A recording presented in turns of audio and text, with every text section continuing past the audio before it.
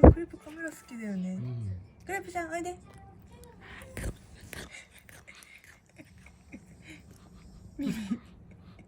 耳どうしたのクリミちゃん。クリームの顔よ。クレープ。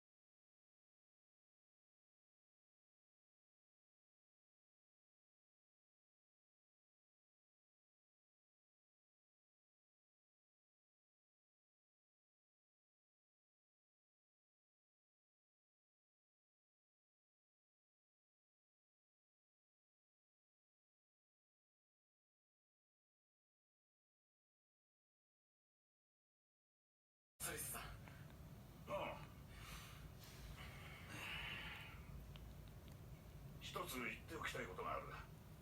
大人げないが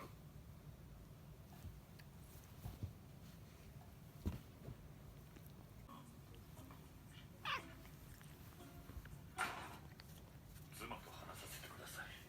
お休み中です。ちゃんと質問に答えてください。誤って落ちたんだ。必要なのは治療でカウンセリングじゃない。施設が疑われるときはカウンセリングする決まりなので。自殺など図ってない。でも過去を考えると否定できない。76